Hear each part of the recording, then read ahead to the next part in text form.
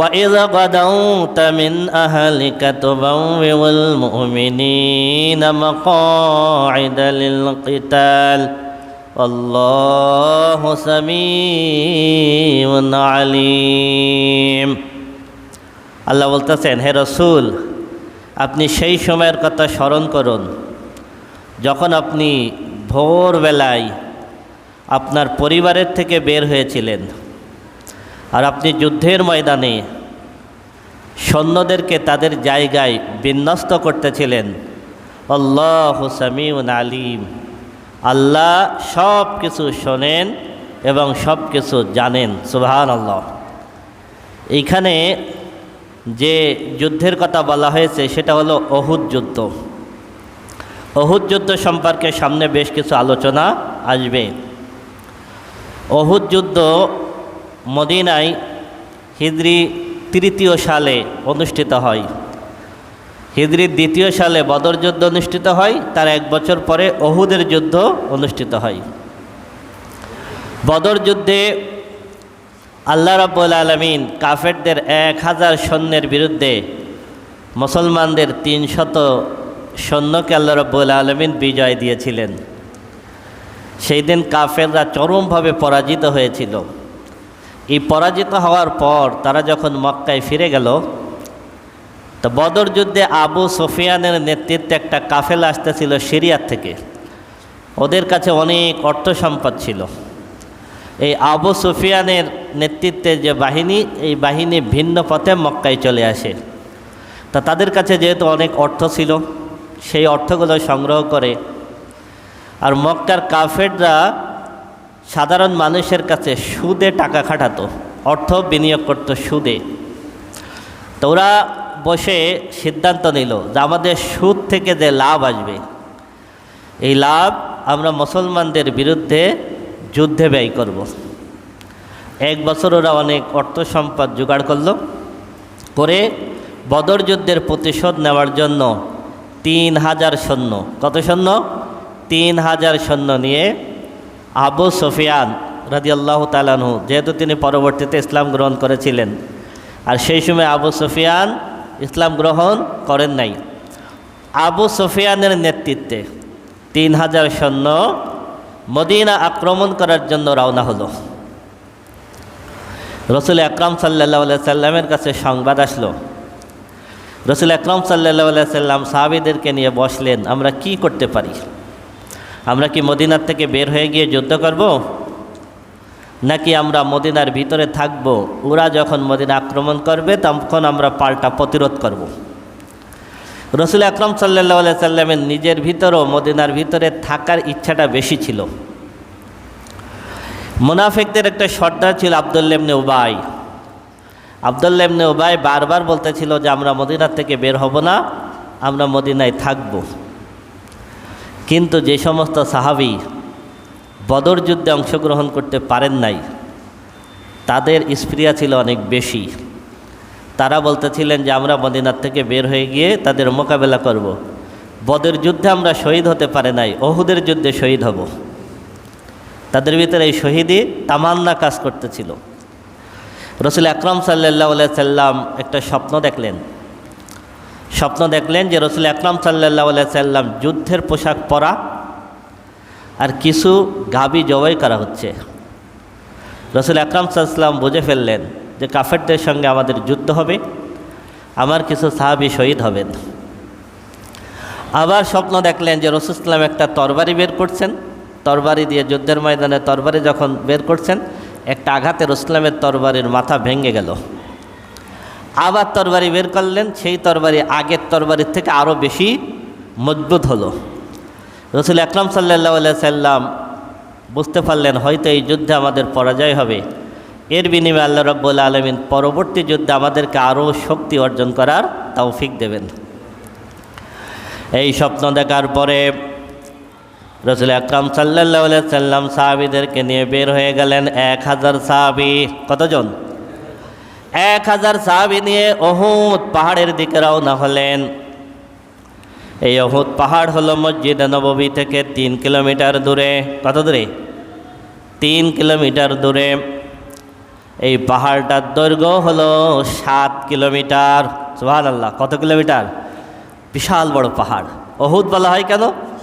অনেকগুলো পাহাড়, প্রত্যেকটা পাহাড় একটা পাহাড়ের সাথে মিলিত, এই একটা পাহাড় ওর সাথে মিলিত আর একটা, এর সাথে মিলিত আর একটা, এইভাবে পুরা পাহাড়টা একটা পাহাড়, এই জন্য এটাকে বলা হয় উহুদ। উহুদ মানে হলো এক। এই পাহাড়টা মোট 7 কিলোমিটার লম্বা। কত কিলোমিটার? 7 কিলোমিটার লম্বা। এই 7 কিলোমিটার লম্বা হলো উহুদের পাহাড়। রাসূল আকরাম সাল্লাল্লাহু আলাইহি সাল্লাম বলেছেন, আমি এই উহুদকে ভালোবাসি, আর এই উহুদ পাহাড় আমি রাসূলকে ভালোবাসে। সুবহানাল্লাহ। উহুদের পাদদেশে আসলেন, যারা হজ এবং উমরা করেছেন তারা দেখবেন ওইখানে দুইটা পাহাড়, একটা হলো বড় পাহাড়, এটা হলো জাবালে উহুদ, ওর পাশে আর একটা ছোট পাহাড়, এই ছোট পাহাড়টার নাম হলো জাবালে রুমাত। জাবালে রুমাত। এই পাহাড়টার আর একটা নাম হলো জাবালে আইনাইন। জাবালে আইনাইন মানে হলো গোয়েন্দাদের পাহাড়। তো রাসূল আকরাম সাল্লাল্লাহু আলাইহি সাল্লাম যখন সাহাবীদেরকে বিন্যস্ত করলেন, তখন যে জায়গায় হামজা রাদিয়াল্লাহু তাআলা আনহু সহ 70 জন সাহাবীর কবর আছে, যে জায়গাটা ঘিরে রাখা, এখানে 70 জন সাহাবী শহীদ হয়েছিলেন, এই জায়গা ছিল মূলত যুদ্ধক্ষেত্র।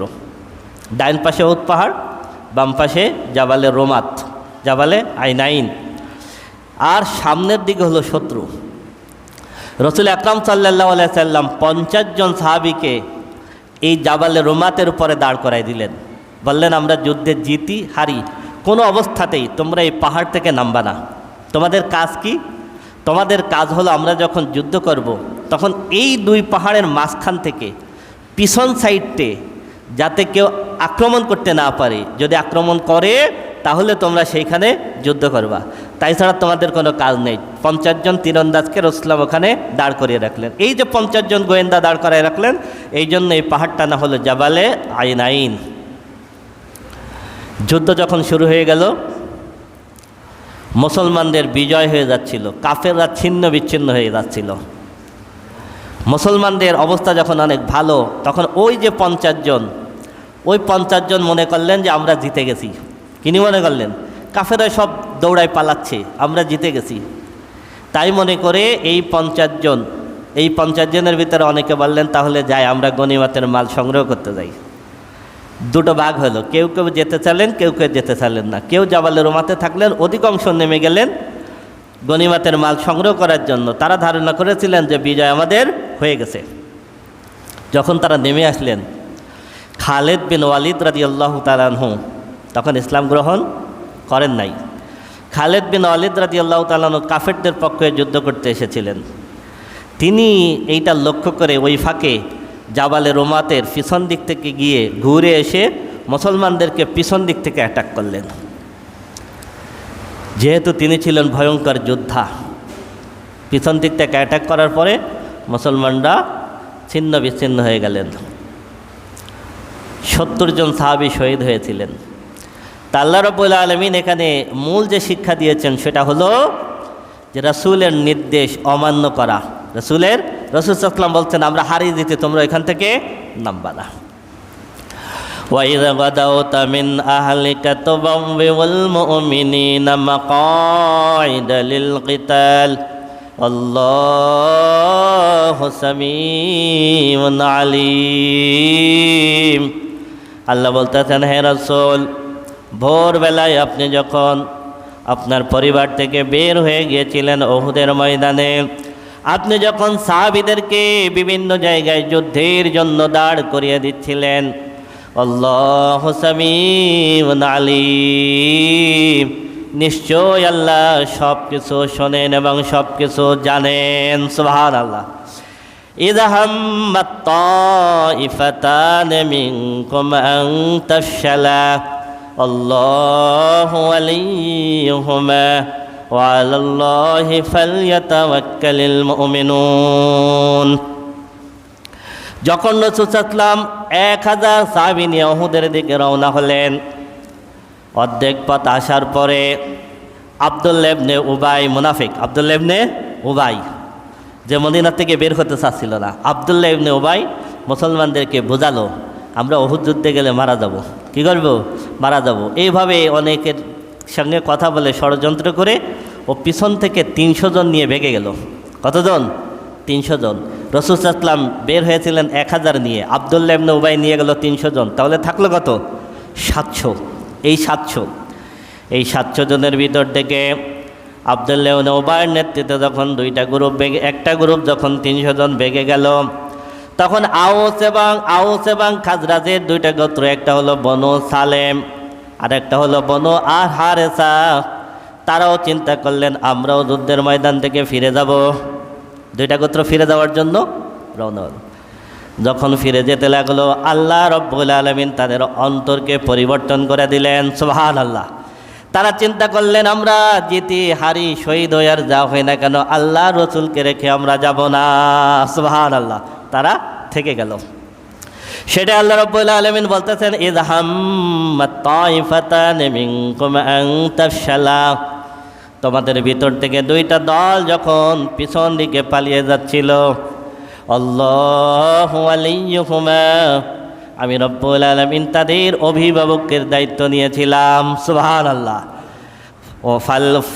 ওয়া আলাল্লাহি ফালইয়াতাওয়াক্কালিল মুমিনুন, সুতরাং ইমানদারদের একমাত্র আল্লাহর উপরে ভরসা করা উচিত। সুবহানাল্লাহ। ওয়ালাকাদ নাসারাকুমুল্লাহু বিবাদরিন ওয়া আনতুম আযিল্লাহ ফাত্তাকুল্লাহা লাআল্লাকুম তাশকুরুন। এবার আল্লাহ রাব্বুল আলামিন বদর যুদ্ধের কথা স্মরণ করায় দিচ্ছেন। ওয়ালাকাদ নাসারাকুমুল্লাহু বিবাদরিন ওয়া আনতুম আযিল্লাহ, আমি রব্বুল আলামিন বদর যুদ্ধে তোমাদেরকে সাহায্য করেছিলাম যখন তোমরা ছিলে লাঞ্ছিত, অপমানিত, খুবই দুর্বল ছিলে। বদর যুদ্ধে মুসলমানরা ছিল 300, তাই না? 313। কাফেররা ছিল 1000, তাই না? রাসূল আকরাম সাল্লাল্লাহু আলাইহি সাল্লাম আল্লাহর দরবারে দোয়া করেছিলেন, আল্লাহ আজকে যদি আমরা হেরে যাই, তোমার নাম ধরে ডাকার মতো কেউ থাকবে না।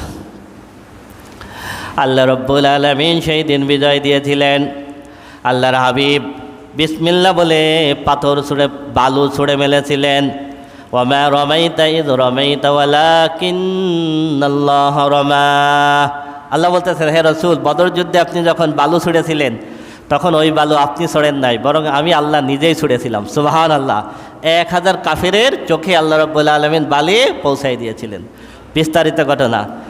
আল্লাহ রাব্বুল আলামিন বলতেছেন, বদর যুদ্ধে তোমরা দুর্বল ছিলে, আমি রব্বুল আলামিন তোমাদেরকে সাহায্য করেছিলাম। সূরা আনফালের ভিতর আল্লাহ বলেছেন, ইস্তাস্তাগীসুনা রাব্বাকুম ফাস্তাজাবা লাকুম আন্নী মুমিদ্দুকুম বিআলফিম মিনাল মালাইকাতি মুরদিফিন। আল্লাহর রাসূল যখন আল্লাহর দরবারে দোয়া করেছিলেন, আল্লাহ রাব্বুল আলামিন বলতেছেন, আমি তোমার দোয়ায় সাড়া দিয়েছিলাম আর বলেছিলাম বদরের প্রান্তরে আমি রব্বুল আলামিন 1000 ফেরেশতা নাজিল করে সাহায্য করব। সুবহানাল্লাহ। আর সূরাত আলে ইমরানে আল্লাহ বলতেছেন, ইয তাকুলু লিল মুমিনিনা আলাই ইয়াকফিয়াকুম আইয়ুমিদ্দাকুম রাব্বুকুম বিসালাসাতি আলাফিম মিনাল মালাইকাতি মুনজালিন। হে রাসূল, স্মরণ করুন বদরের প্রান্তরে আপনি যখন আপনার সাথীদেরকে বলতেছিলেন, আলাই ইয়াকফিয়াকুম, এইটা কি তোমাদের জন্য যথেষ্ট না? আইয়ুমিদ্দাকুম রাব্বুকুম বিসালাসাতি আলাফিম মিনাল মালাইকাতি মুনজালিন। আল্লাহ রাব্বুল আলামিন বদর প্রান্তরে তোমাদেরকে 3000 ফেরেশতা নাজিল করে সাহায্য করবেন। সুবহানাল্লাহ। সাহাবীদেরকে জিজ্ঞেস করেছিলেন, এটা কি তোমাদের জন্য যথেষ্ট না? আল্লাহ 3000 ফেরেশতা নাজিল করবেন। বালা ইন তাসবিরু ওয়া তাত্তাকু ওয়া ইয়াতুকুম মিন ফাওরিহিম হাযা ইউমদিদুকুম রাব্বুকুম বিখামসাতি আলাফিম মিনাল মালাইকাতি মুসাওবিমিন। এরপরে রসুল সাহাবীদেরকে আরও বলেছিলেন, বালা জেনে রাখো, ইন তাসবিরু, যদি তোমরা যুদ্ধের ময়দানে ধৈর্য ধারণ করো, ওয়া তাত্তাকু, যদি যুদ্ধের ময়দানে একমাত্র আল্লাহকে ভয় করো, ওয়ায়াতুকুম মিন ফাওরিহিম হাযা। এই বদর যুদ্ধে কাফেররা যদি হঠাৎ করে তোমাদের উপরে পাকড়াও হয়, চড়াও হয়, তোমরা যদি পরাজিত হতে যাও, ইউমদিদুকুম রাব্বুকুম বিখামসাতি আলাফিম মিনাল মালাইকাতি মুসাওবিমিন। আল্লাহ রাব্বুল আলামিন বদরের প্রান্তরে তোমাদের জন্য 5000 ফেরেশতা নাজিল করবেন। সুবহানাল্লাহ। তার মানে প্রথম বলেছেন 1000 নাজিল করব, তারপরে বলেছেন এটা কি তোমাদের জন্য যথেষ্ট নয় যে 3000 নাজিল করব? এরপরে বলেছেন যদি তোমরা ধৈর্য ধারণ করো, যদি আল্লাহকে ভয় করো, তারা যদি তোমাদের উপরে চড়াও হয়, যদি তোমরা পরাজিত হতে যাও, আমি রব্বুল আলামিন 5000 ফেরেশতা নাজিল করব। সুবহানাল্লাহ। তাফসীরের ভিতরে এসেছে 3000 এবং 5000 ফেরেশতা নাজিল করার প্রয়োজন হয়নি। আল্লাহ রব্বুল আলামিন সাহাবীদেরকে উৎসাহ দেওয়ার জন্য বলেছিলেন যদি প্রয়োজন হয় তাহলে 3000 নাজিল করব, তারপরেও যদি প্রয়োজন হয় 5000 নাজিল করব। কিন্তু বদরের প্রান্তরে ফেরেশতা নাজিল হয়েছিল 1000। এই 1000 নাজিল হওয়াতেই মুসলমানদের বিজয় হয়েছিল। সুবহানাল্লাহ। মুসলমানদের বিজয় হয়েছিল। আল্লাহ রাব্বুল আলামিন 3টা শব্দ ব্যবহার করেছেন। এক জায়গায় বলেছেন মুরদিফিন, আর এক জায়গায় বলেছেন মুনজালিন, আর এক জায়গায় বলেছেন মুসাওবিমিন। তার মানে ফেরেশতা নাজিল হবে এমনভাবে যে তোমরা দেখবা যে আসমান থেকে শুধু ফেরেশতা নামতেছে, ফেরেশতা নামতেছে। এই জন্য মুসলমানরা কাফেরদের দেখতেছিল আমাদের থেকে কাফেররা অনেক বেশি।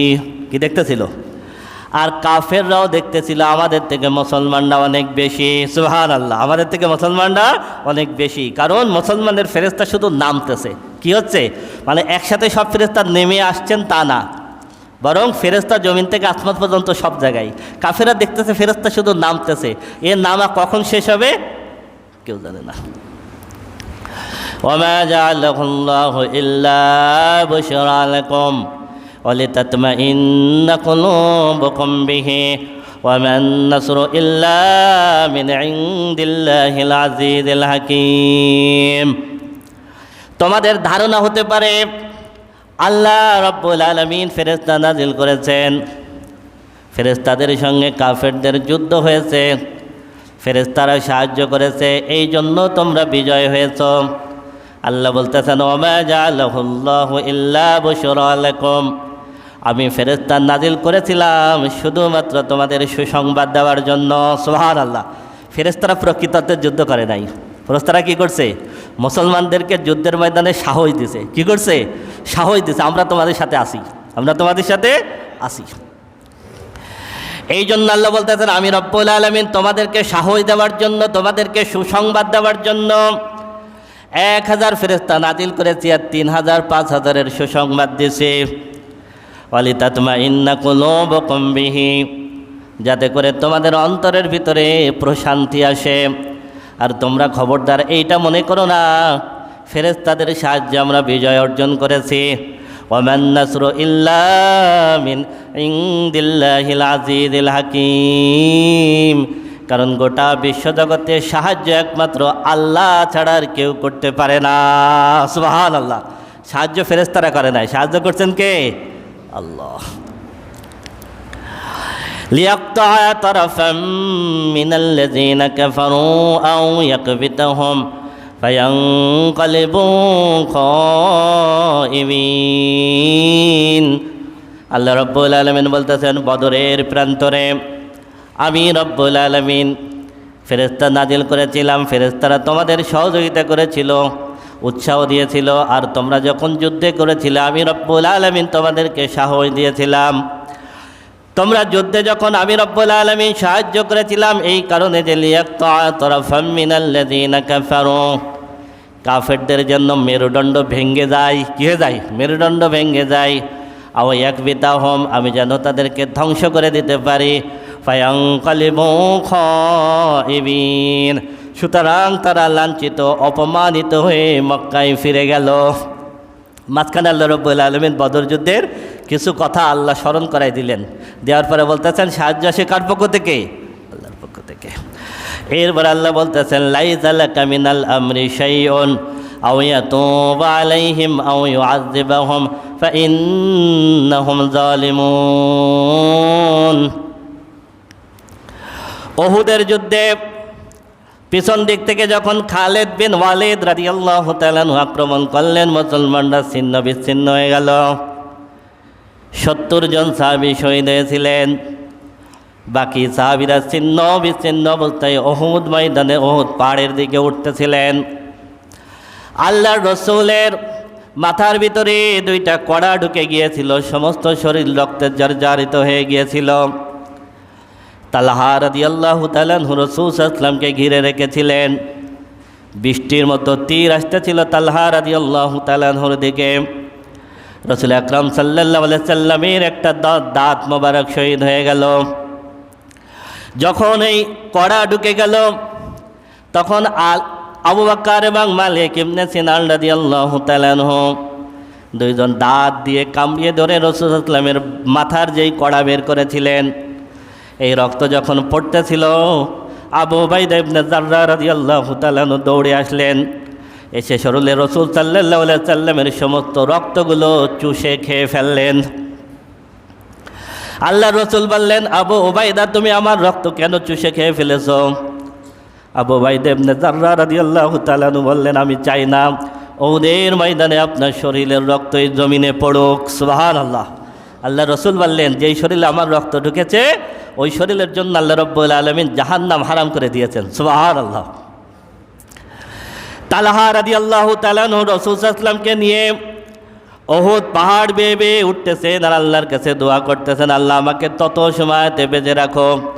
পিছন দিক থেকে বৃষ্টির মতো তীর আসতেছে আর দোয়া করতেছেন, আল্লাহ আমাকে তত সময় বাঁচিয়ে রাখো যেন আমি আমার রাসূলকে কাফেরদের থেকে নিরাপদে সরাই নিতে পারি। সুবহানাল্লাহ। কিছু দূর যাওয়ার পরে উহুদ পাহাড় ফেটে গর্ত হয়ে গেল। সুবহানাল্লাহ। এই ফাটা চিহ্ন এখনো পর্যন্ত আছে। রাসূল আকরাম সাল্লাল্লাহু আলাইহি ওয়াসাল্লাম ওই ফাটা দিয়ে ঢুকে একটু গর্তের মতো জায়গায় বসলেন। বসার পরে আফসোস করে একটা কথা বলেছিলেন, এই কওমের কি হবে, এই জাতির কি হবে যারা তাদের রাসূলের শরীর থেকে রক্ত ঝরায়। কি বলেছিলেন? এই জাতি কিভাবে হিদায়াত পাবে যেই জাতি তাদের রাসূলের শরীর থেকে রক্ত ঝরায়? আল্লাহ রাব্বুল আলামিন রাসূলের এই কথাটা পছন্দ করেন নাই। আহা, দেখছেন?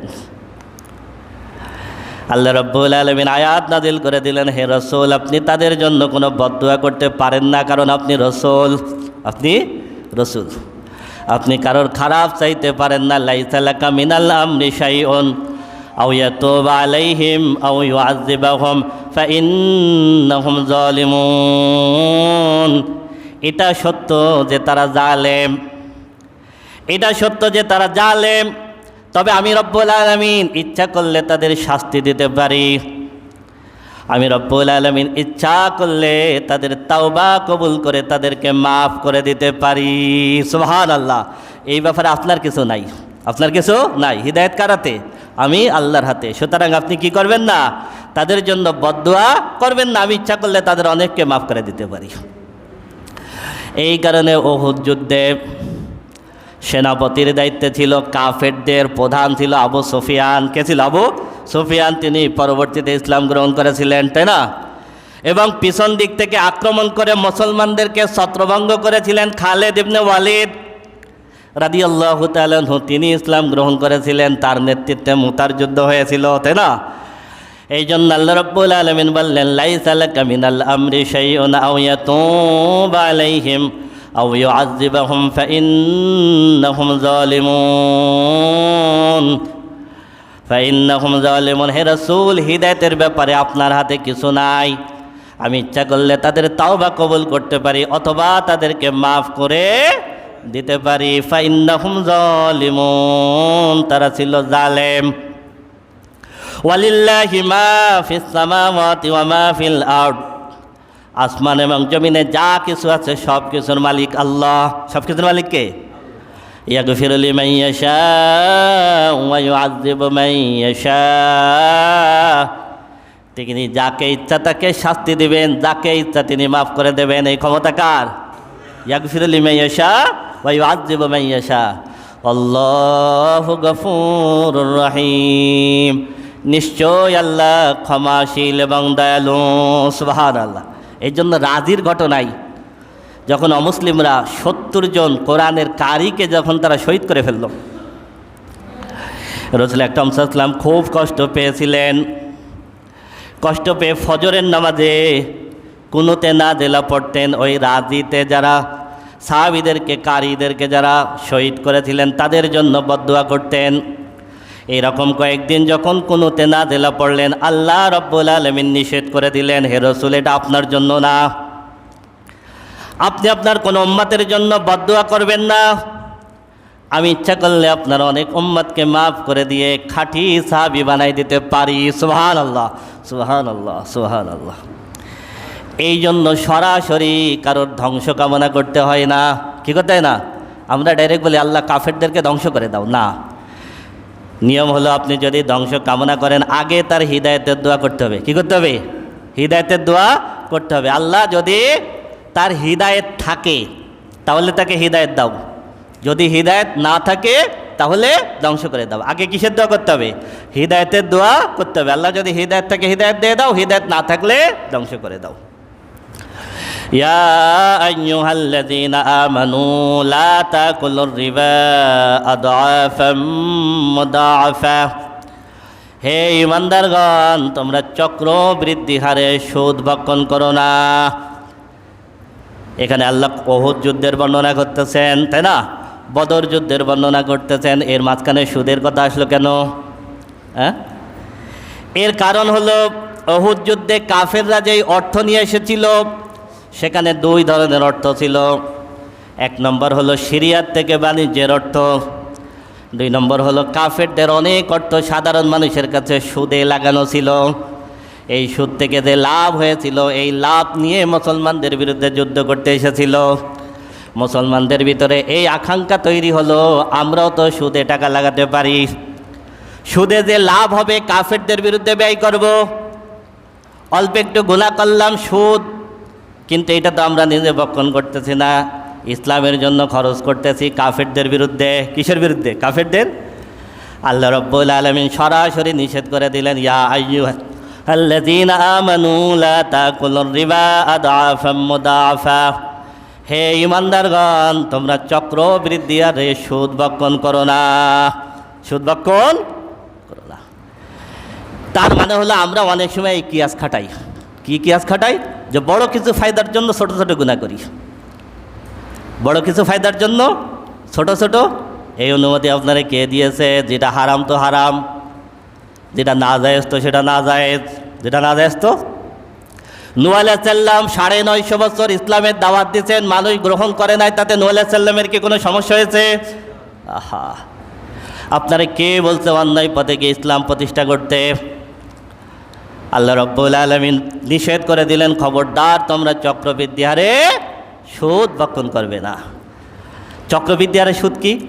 সুদে টাকা খাটাতো, মনে করেন যে 3 মাস বা 3 বছর দিল, এবার যখন শোধ করতে পারতেছে না তখন এসে আরও সময় চাইত, যখন সময় চাইত তখন সুদের হারটা আরও বাড়াই দিত। এইটা হলো চক্রবৃদ্ধি হারে সুদ।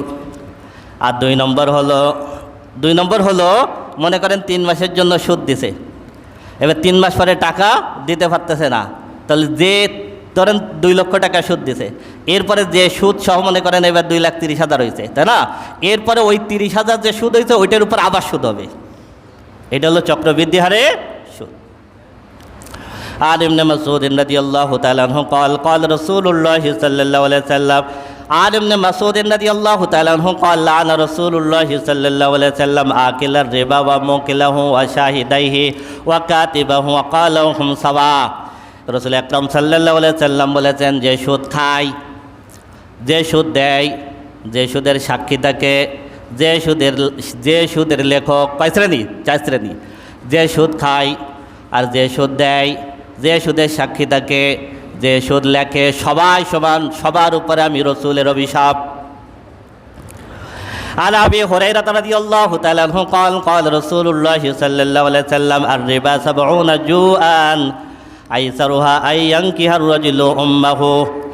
রাসূল আকরাম সাল্লাল্লাহু আলাইহি ওয়াসাল্লাম বলেছেন সুদের 70টার বেশি গুনাহ আছে। কয়টা? সুদের 70টার বেশি গুনার স্তর আছে। সব থেকে ছোট গুনাহ হলো কোনো ব্যক্তি তার নিজের মার সঙ্গে জেনা করলো। নিজের মার সাথে জেনা করার যে অপরাধ, সুদের 70টার উপরে স্তরের ভিতরে সর্বনিম্নটা হলো তাই। অন্য হাদিসে রাসূল আকরাম সাল্লাল্লাহু আলাইহি ওয়াসাল্লাম বলেছেন কেউ যদি 1 দিরহাম পরিমাণ সুদ ভক্ষণ করে, ওয়াহি আলামু আসাদ্দু মিন সিত্তাতিন ওয়া সালাসিনা জানিয়া, সে যেন জেনে নাই 1 দিরহাম সুদ ভক্ষণ করা 36 বার জেনা করার থেকেও মারাত্মক। 36 বার জেনা করার থেকে টুলাল অর্থনীতি সুদের উপরে চলতেছে, পুরা দেশ সুদের উপরে চলতেছে। আহা, ওয়াত্তাকুন নার আল্লাতী উইদ্দাত লিল কাফিরিন, সেই জাহান্নামকে ভয় করো যেই জাহান্নাম আল্লাহ কাফেরদের জন্য তৈরি করেছেন। ওয়াতিউল্লাহ ওয়ার রাসূল লাআল্লাকুম তুরহামুন, আল্লাহ এবং তার রাসূলের অনুসরণ করো, আশা করা যায় তোমাদের উপরে অনুগ্রহ করা হবে।